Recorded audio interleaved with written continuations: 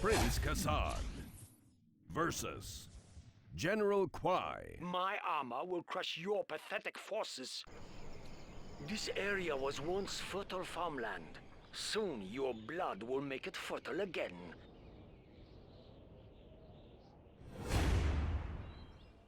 Soon we will remove you from our lands. This is hard work. This should be an interesting battle. This is one of the few times I'm gonna opt to turtle up over expanding, because Stealth General is relatively inexpensive and I should be able to get a lot of money off cash bounty and black market, so as long as I can get past the first 10 minutes without dying, I should be pretty well off financially. The most important thing I remember about this mission is that I don't want to build a super weapon until I'm ready to use it, because he will build a nuke and it'll be ready just a few minutes after my Scud Storm's ready, so if I do build a Scud Storm, I need to remember to use it right away. If I just use it in a half-assed attack, I'll probably get nuked and I won't be able to do anything about it. Also, there's going to be Overlords and I want to capture as many as possible because, well, Stealth Overlords are pretty fucking awesome. Oh no, wait, this is a tank general, so they're Emperor tanks. So yeah, they have the propaganda tower and either a Gatling cannon or... I forget how those work, but I know they have a lot of cool shit on them. I guess I'll figure out how they work in a second. The real question is, how am I going to kill those Emperor tanks that I can't take over? Because I'm probably not going to build a bunch of hijackers. At least I don't think so. They're kind of expensive and, well, the cash bounty's kind of nice. You know what? I already know the solution to that. It's battle buses with the GPS scramblers. So stealth battle buses, they get blown up, then they become little stealth death bunkers. That's just fine. Maybe try to scrap them up if I can. Yeah, it's going to be real nice when I have junk repair and hopefully a propaganda tower going off at the same time. If those healing bonuses stack anyways, they may not stack. But if they do, those Emperor tanks are going to give my battle buses a nice boost. Oh yeah, that's another reason I'm not using the hijackers. If I send a hijacker after an Emperor tank and it has a Gatling cannon on it, or I think just the propaganda tower, then they're gonna get shot, making them not completely useless, but less useful than they could be. Because when it comes down to it, the level 3 cash bounty blowing up Battle Masters and Gatling tanks, that'll end up helping me out a little bit more than just capturing a bunch of Battle Masters. Well, arguably, maybe capturing the Battle Masters could work out really well. I'll have to try this challenge again sometime using a different strategy, but for now I'm just going to do it straightforward. Or I guess more accurately, the way that hopefully won't take more than one attempt. I will obey. As far as how I'm going to set up my defense, I'm going to use the palace up north since it could take on emperors or anything that's going to be sent that way. Then I can just ignore that area, let that shit do its job. That being said, I can only build one palace, so I can't guard any of the other areas using a palace. All I have right now are stinger sites. That means I need to get battle buses as soon as possible. I suppose I could substitute them with rocket buggies, but I'm just feeling battle buses right now. I won't have to micromanage as much, and they're pretty badass even when they're not stealth, so having stealth makes them a lot more deadly. They won't get attacked by the MiGs as often. That ought to increase their likelihood of survival, since the tank general does like to use MiGs. That's also going to help the towers out too, since they're stealth. I won't have as many MiG strikes taking them out and knocking down the one thing keeping my other units away from the big heavy tanks. Like I said, a good cluster of Stingers will do alright against a few Battle Masters and Gatling tanks, but against Emperor tanks and MiGs and all that other stuff, they're not quite as good. I've always treated the Stinger sites and tunnels as more of a barricade than an actual defensive solution. It's something to focus the enemy fire on while you get something in there that can do some damage. AP rockets and fortified structure will help, but the Stingers are kind of better for anti-air than they are anti-tank, except for the fact that they can take a lot of damage, so at best, they're support. They're not really defense. No, the real thing saving your bacon on this map is Stealth General's either going to be some rocket buggies or battle buses. Or maybe if you just go apeshit with the hijackers, maybe you could pull something around like that, but I have no fucking idea where they're going to attack from, and they do have stealth detection, so it isn't something that you can just go, scatter fire on and get lucky. It's just not likely to work out. Besides, in the time it's going to take for me to build some battle buses and get some rocket buggies and quad cannons going, I'm going to capture a couple of Emperor tanks, at least one or two, and that's all I really need. This is the part of the battle I enjoy the most. The part just before I finish off my enemy. Looks like the Stinger site's doing okay for now, but it's probably only going to buy me a few minutes until the Emperor tanks come over. It'd be bad enough if they didn't have health regeneration, but they also tend to have Gatling cannons on them. I do remember that, so the Stinger sites aren't going to have much of a chance. Well, you know, that and the extended range and the fact that they're probably going to be ranked 2 just like the Battle Masters. I don't see the Stinger sites doing really well against that. But it'll be just the piece of armor I need to back up my battle bus army. And stealthing them up's gonna be badass. Stealth detection, regeneration, heavy armor, long range, fucking stealth. That's about as good as it gets for a ground unit. Thinking about it, even if I capture a couple of Emperor tanks, his are still gonna be veterancy level 2, and mine are gonna be veterancy level 0 unless I rank them up, and that'll be risking the Overlord, so, or not the Overlord, the fucking Emperor tank. God damn. Well, the name's not important. What's important is that I stuff them in the tunnels for safekeeping and then save them for right when I'm going to use my sneak attack tunnel, because there's no reason to attack them head on. Though that would be doable with rocket buggies. It's not as exciting, honestly. It's time-consuming, and the sneak attack tunnel's just more fun. That is one thing I like about this mission. There's a lot of options. You aren't restricted to just ground or air units. You don't have to do any kind of weird shit to get across the map. Everything's just out, open, and accessible. He doesn't build a super weapon unless you do, so you aren't encouraged to use the super weapon to beat the challenge. You're encouraged to just stay on the ground and do it the old-fashioned way, even if it takes you a little bit of extra time. Hell, that's probably the best feature this general has. He puts up the most fight with the least bullshit, and he's likely to beat you fair and square. At least like most challenges, it's not particularly easy until you know everything about it. Yeah, I guess that's its main flaw, but then again, all the missions share that flaw. There's not much they could do to randomize it that much. Though it would be cool if it cycled through random maps and had the artificial intelligence swap tactics. It would also be kind of fucking annoying in the case of Super Weapon General, so I guess we're just not ready for that yet. But hey, that's what mods are for anyways. If you're bored of these challenges, just load up Shockwave and try those challenges. They'll offer you a couple of surprises. Can you feel the thunderous song of approaching armor, General? Shit, I should have been paying attention to my power meter. I could have had level 3 cash bounty already, but better late than never. Plus, the GPS scrambler's going to be really handy too, so I think it's going to be easy rolling from here on out. Still kind of sucks, though. Could have been easier if I had the cash bounty already. I'll take that Emperor tank, though. That'll cheer me up. I think it might be easy to capture the Emperor tanks if you maybe went in with 2 stealth rebels and a hijacker and kind of, you know, use the stealth rebels as a little bit of a sacrifice so you can get the hijacker in there. That would work out pretty well, I think, but that's a lot of effort, and I'm not feeling it right now. Kind of just plain lazy, to be honest, but it also works out good because it's an easy way to beat the mission. So if anybody's stuck and they're not good enough at the game and they don't have the controls down and it takes them a long time to build stuff, they can just watch me play it lazily and it'll be the perfect strategy guide for them.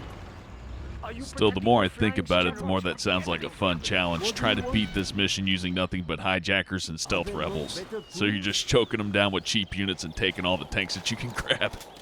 That might actually be feasible. Though I think you'd have to leave in defensive towers and palaces. It would also be pretty badass if somebody could beat it without using those either. Just nothing but hijackers and fucking rebels. That would be pretty fucking cool. I'll have to try that later just to see if it's at all feasible, like if I can get past the first 10 minutes or so. Because if you can get past the first 10 minutes, you should be able to hold everything else off, but if you can't deal with the Emperor tanks when they show up and you can't hijack them or they start destroying your shit, you're gonna be in a lot of trouble. So that's where the block comes in, I think. I think that's where it would be a little bit too difficult, but I'll have to give it a shot, take a look at it. At least if it's feasible, it sounds like one of those challenges that I could actually do instead of being completely fucking hopeless like the MiG only, or not MiG only, but King Raptor and Stealth Bomber only runs that CNCHD does. Those are a little bit out of my fucking league. but I think a hijacking challenge on this map wouldn't be that bad. I think it's something that's doable, but it still requires at least a little bit of expertise to get done. It might be fun to watch. I don't know. Then again, I could try it and might end up being the best possible strategy for this mission, and it could make it a fucking cakewalk, so that's also something to consider. Quick, ready yourself. It wouldn't surprise me if some of these challenges turned into optimal strategies. You know, you start picking rules and deciding what you're going to do and what you're not going to do, what units you use and which units you don't. Eventually, one of them's just going to dominate one of these challenges. And not something obvious like quad cannons versus Air Force. Although thinking about it, that might be harder than it sounds if you don't have any stealth detection. But hey, you know, just an example. Though I can't blame that on game balance. That's more of an issue with artificial intelligence and sometimes the map design as well. Depends on your perspective if you think the AI is too dumb to get around the map or if the map is too dumb for the AI to get around it. It's kind of a paradox. They're both to blame, but then they're both innocent too at the same time. Though in Defense of Zero Hour, if the pathing were perfect and everything could just drive in whatever direction it wanted to, it wouldn't be that realistic. You would never see a huge unorganized horde of tanks moving across a field in complete synchronicity like a school of fish. That's just not going to happen. Then again, a realistic RTS game would not play very well. It'd be like giving a complex military command over walkie-talkie. Or even worse, if it was just Command and Conquer with real people, they'd have to look at a little GPS screen to see where I'm going to send them. Then they'll see I'm sending them right into a Gatling cannon, and they'll probably mutiny and have me executed on the field. At least that would just be my assumption. I'm pretty sure a commander can still be punished for sending a bunch of his troops into a death trap just to blow up one little building. Or at the very least, after about the third or fourth soldier got mowed down by Gatling bullets, they would probably just start running away, dropping their weapons and screaming, so... yeah, that wouldn't be very fun. I don't know, that could be fun. It would just be a very strange real-time strategy game. But hey, I'm excited anytime they put a new RTS game out in the market. You're getting a little bit rare these days, although we did have Age of Empires 3 in 2011. That was 3 years ago, and I know more RTS games have came out since then, but there haven't been too many AAA RTS games since Command & Conquer 4 flopped. It doesn't surprise me either. I mean, why would you want to throw money at that? Look at, what are they called? The MOBA games. Yeah, Smite, Dota, League of Legends. Those are all doing really fucking good, making millions of dollars, and Command & Conquer got canceled. And StarCraft does really well. They have all the competitions and the esports and everything, so you're not going to be able to wean people off that. I think the way I see it, it's kind of like the XFL, if anybody remembers that.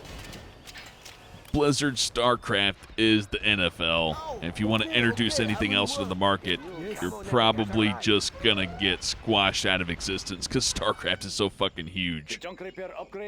That being said, Zero Hour does have a good competitive community, but it's very small compared to StarCraft and Dota and League of Legends and all those big fucking mammoth strategy games that are now esports. I don't really hate MOBAs either, they're just not my favorite. If I play one, it's usually Smite.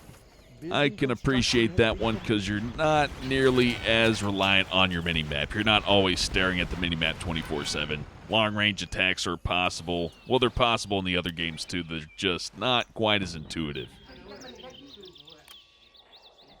I always wished I could change the camera to see things from the unit's perspective in Zero Hour, you know. I mean, everything would look really ugly up close and it's kind of meant to be seen far away, but it would still be pretty fucking cool to see how that would look. Though I suppose the fog of war might make that an issue, since it would look like you're surrounded by a hurricane of darkness. It'd be pretty fucking creepy, actually. While some of the cutscenes in the mission mode take place on the ground, you don't see any of the fog of war, so I'm more inclined to think that they were programmed into the game, and it's not something that you could do in regular gameplay. Considering the game was made back in 2003, I'm pretty sure you'd have to reprogram it in order to make a first-person mode look alright. At least considering most of the details on the ground aren't there if you're not looking at them through the camera, so having a really long field would not work in 2003. Your computer wouldn't be able to process looking from one corner of the map to the other. It's okay, though. For a game that's 10 years old, it still holds up pretty fucking good in my opinion. I mean, there are way better looking RTS games out right now, but that being said, there's no unit limit on this game.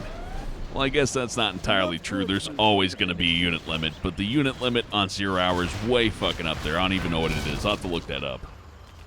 But for all intents and purposes in normal gameplay, you're probably not going to hit the unit cap. Not unless you spam a whole shitload of infantry or something like that.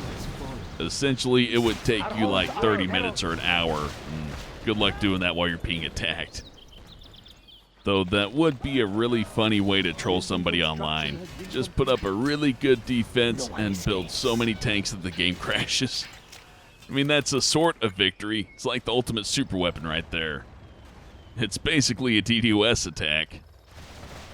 Anyways, back to the game at hand. I still need about 5 or 10 more minutes to build a few more battle buses, some quad cannons, and maybe a few rocket buggies, why not? While I'm building all this stuff, I can probably get a couple more Emperor tanks while I'm at it. Though I probably won't need more than a couple, since I'm going to use them as heavy healers more than heavy hitters, since the battle buses do a lot more damage. But if I can keep a couple of them around with the propaganda tower and have them help keep some of the infantry in check with their Gatling cannons or whatever they may have, that should work out pretty well. I'd like to keep battle buses as the majority of my attack force because they just do so much damage, especially the buildings and tanks.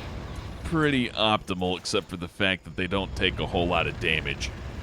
But with the GPS scrambler, junk repair upgrade, and the healing bonus from the propaganda towers on the Emperor tanks, they should be pretty fucking effective here. It's also really nice that the battle buses are faster than battle masters or Gatling tanks or most other things that aren't MiGs. Makes them a lot more deadly, and it also makes that stealth a lot more effective since they can actually run away from a stealth detecting unit instead of, you know, kind of having to lumber at it and hopefully kill it like the Overlord or, I'm sorry, Emperor tank would have to. At least I'm catching myself every time I say Overlord. I think I am anyways. I'll probably watch this back and find out I fucked it up 3 or 4 times without even noticing it all. Still, it could be worse. It's way more embarrassing to mispronounce Aurora bombers. Aurora bombers. Sound like some kind of dog trying to get inside. And I've ran out of shit to talk about. My strategy's not that complex, but it will take some time since I don't have those other cash supplies captured. This could most certainly be done more efficiently, but I've already came this far using this strategy, so switching up now is not going to save me that much time. Maybe like 3 or 4 minutes. So for now, I'm just going to focus on building what I need and trying to capture a couple Emperors here and there. Really not that much more to say about what's going to go on here, so I'll have to think of another topic to talk about in the meantime, just to burn a few minutes away. I used to fast forward through this kind of thing, but I don't think everybody liked that too much. Made my job a bit easier. I would just, you know, zone out during these times and go, I'll just fast forward there, but I can kind of understand. It's nice to get the full video, you know. Problem is, during the dead times, I got nothing to talk about, so I gotta kind of go off track and not talk about the game so much, which, I don't know, it's not necessarily bad, but kind of like to keep it about the game as much as possible. I always try to stray away from going off about myself and talking about me all the fucking time. I see that in certain gameplay videos, and it always annoys me. I'm usually there looking for the game, then here's somebody talking like it's a fucking blog. Yeah, here's USA Mission 3. It's pretty hard, but you know, I went down to the sub sandwich store today, and they didn't put the mayonnaise on my sandwich that I asked for, so I demanded a refund, and blah, blah, blah, blah, blah, blah. Not that talking about things besides the game's forbidden or can't be entertaining or anything like that. It just irks me when it's a selfish kind of thing. No offense to anybody that likes that kind of thing. It's just a little bit gross to me. But then again, that's me talking about myself and what I think, right? So who am I to judge? Still, I got like 15 minutes into this before I ran out of shit to talk about. I see people start off videos like that. It's just odd. It's like watching a sporting event and hearing the sportscaster go off about these socks he bought at a department store that make his feet itch and about how he's never gonna buy non-polyester socks again, and some huge fucking awesome event happens in the sport and he's talking about what he had for lunch. It's like a bag of peanuts and a soda. Not even something interesting like raw chicken heads or broken glass with raw chicken heads. But then again, who am I to judge? I'm way off topic here. This has nothing to do with Generals or 0 Hour. Just my own pet peeves, I guess. It bugs me, but probably doesn't bug everybody else, or people wouldn't watch it, right? I'm the weirdo in this scenario. Maybe I'm the one who should change. It's not like I don't have interesting stories. I mean, I've nearly been stabbed multiple times in some of my old work. Good times, actually. You know, near death's pretty fucking scary, but after a couple of years, it just becomes a cool experience.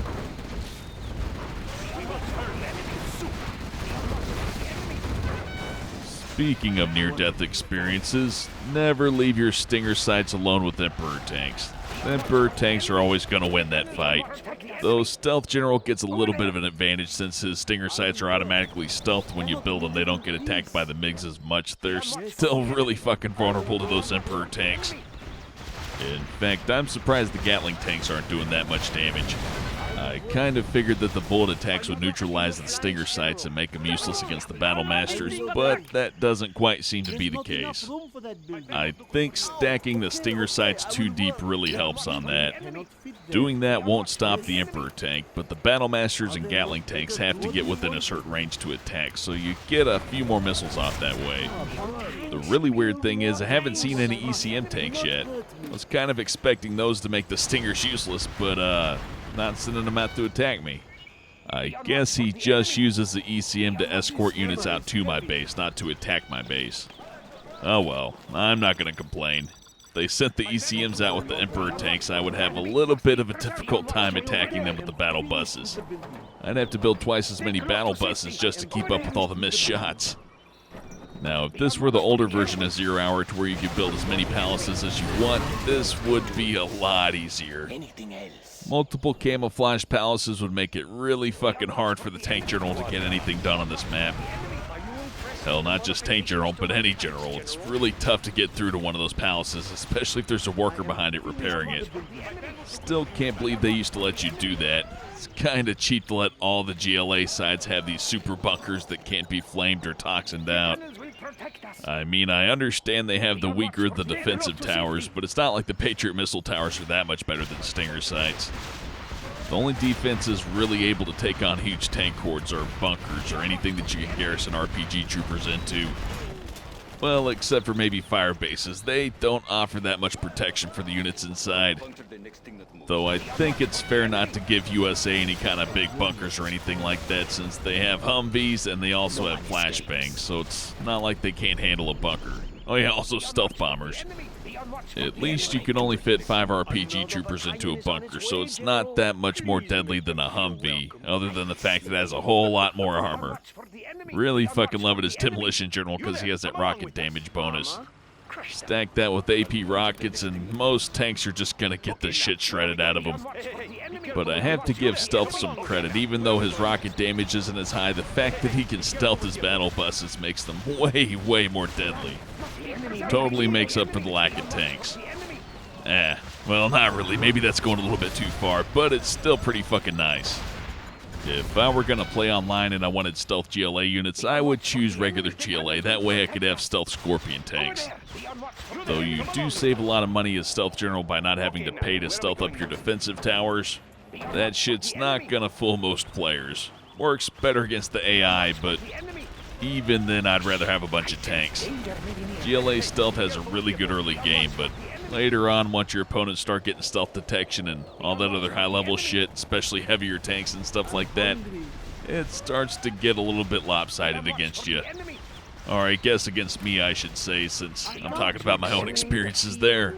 I'm sure there's some people out there that do some amazing shit with Stealth General in the late game, but I personally haven't seen it, or else I'd try to use it right here, right now.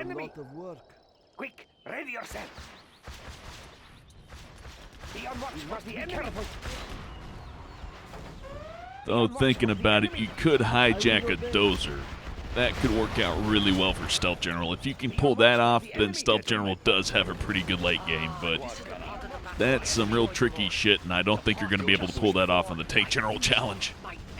Maybe you could sneak some hijackers in by sending a bunch of battle buses in, most of them empty, of course, and get them right up next to that command center and drop them off. Then at the exact moment you can grab a dozer, throw down a sneak attack tunnel, hijack the dozer, put the dozer in the sneak attack tunnel, and hope it doesn't get blown up before you can get it in there. I'm just a If you peasant. did that, you could take There's the not enough dozer, room for but that building. that's a pretty fucking elaborate strategy. The more I think about it, though, the more effective it could be, just as long as you aren't fighting somebody who's smart enough to put defensive towers all over his base. If your opponent has full stealth detection inside and outside of their base, then that strategy's not going to work at all. Not to mention, if you're playing against a human player as the Stealth General, they're probably going to build a bunch of stealth detection. It's the most fucking common sense thing you could possibly do in that situation. If you did it with regular GLA, you would probably retain a better element of surprise. Having stealth in your name spells that strategy out before you can even do it.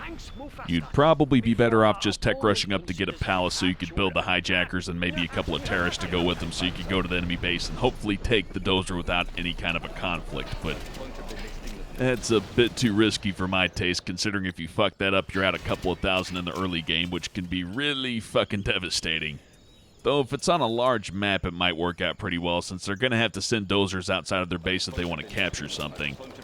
But in a smaller type of environment, or maybe a one-on-one environment like on this map, it's probably not a strategy that's going to be effective very often.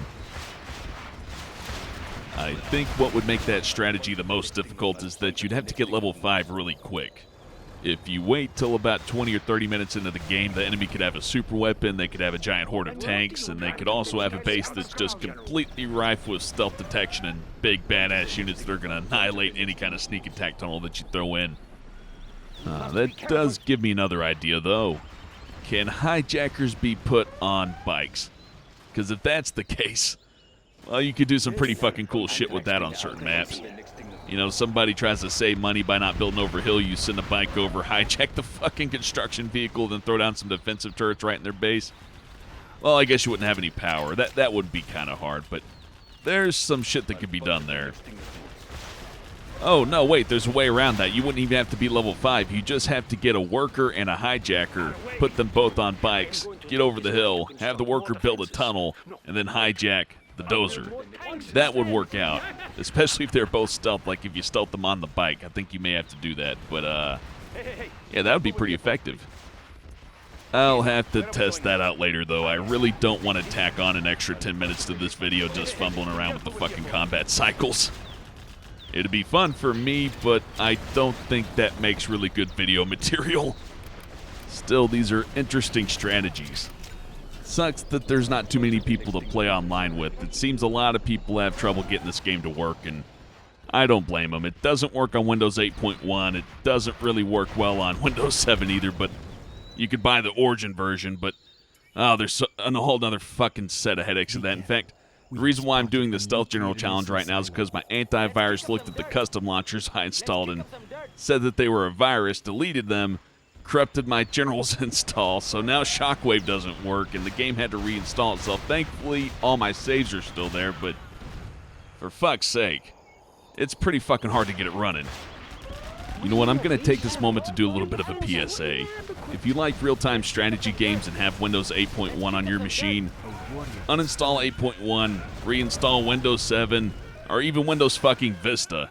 If you have fucking Windows Vista, install that.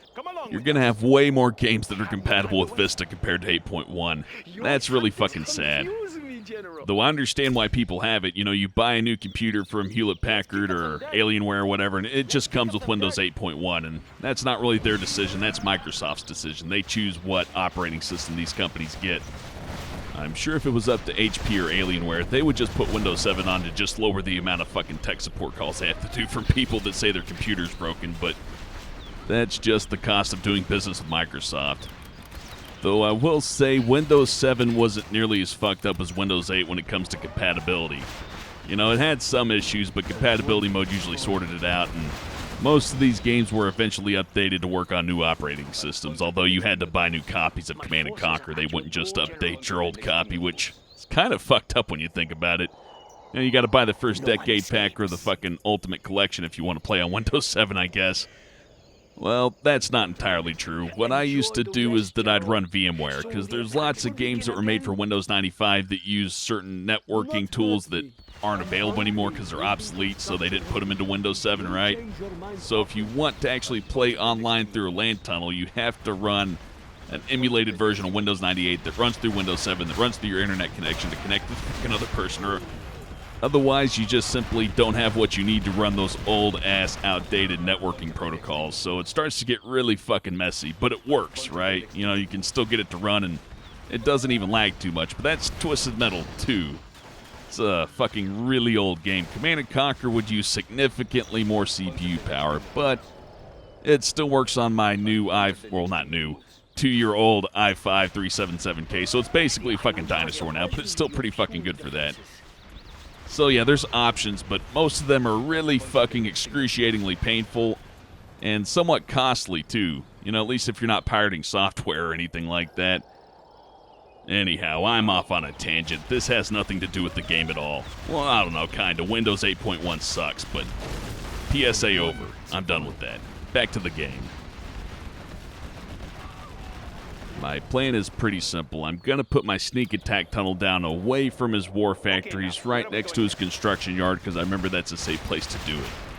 Of course, once I put down the sneak attack tunnel, all of his tanks are going to head right for it, so then I'm going to launch a Scud Storm to take out all the tanks. While I could probably take those tanks out with what I have right now, it's just not as fun as setting up a Scud Storm trap. It's a little bit of a risky strategy, but I can't really see it going wrong. Not unless I totally fuck up the sneak attack tunnel. We can now use our Scud Storm.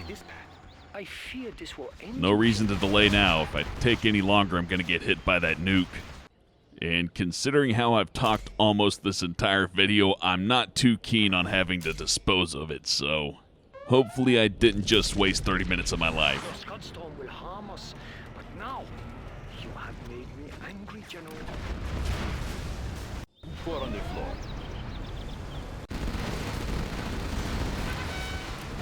Look at that battle bus go. Didn't even give him any commands.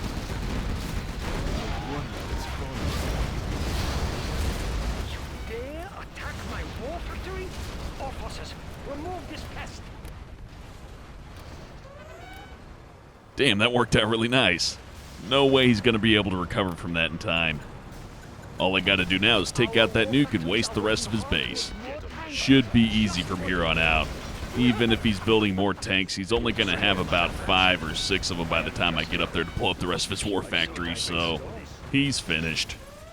Still, it's a bit of a hollow victory since this took so long to accomplish. You know, he pulls his punches on you, so beating him in 30 minutes isn't a big deal, but I'll take it. It's still a victory.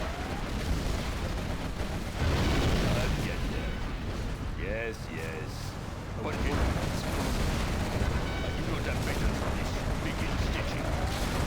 And that seals it. There's no way he can recover now.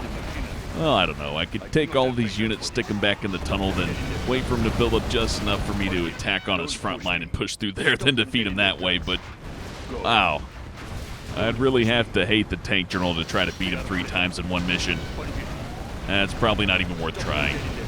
The challenge mode AI is really picky about what they will and won't rebuild, so again, I don't feel like wasting my time trying to test out these theories right now. Nah, right now I'm gonna enjoy this huge mixed horde I have. Fucking stealth battle buses and stealth Emperor tanks, and a bunch of quad cannons. That's a pretty fucking rough combination. You're gonna try to take that on, you're gonna need artillery. Air units will cost too much money, and while I guess you could compete with other ground units, it would be a pretty fucking tough battle to get through. You would need a lot of ECMs, I think. Overlords and ECMs by themselves wouldn't do the job, but with the well-placed nuke cannons, a lot of these battle buses would die. And if you lose about 4 or 5 battle buses, you've already fucked up, because you could have taken that money and built a couple of fucking Scud Storms, so it really pays off to be careful with the battle buses. Though as Stealth General, you kinda don't have any sort of a choice since that's your toughest ground unit. It's gonna be at the head of every fight if you're, well, at least wanting to survive. Otherwise, your opponent's probably gonna outgun you every single time, which you really gotta be careful for, because after a certain point, strategy won't save you from power. Hey, be careful with the upholstery. You there, come Are along you with us. impressed with the modifications to my tanks, General? Oh, I thought I had a bad day, but that guy had it worse. We are victorious. You may have defeated my tanks, General, but the Tigress will crush you like an insect. That was a good match. Now, if you'll excuse me, I have the rice and gravy shits.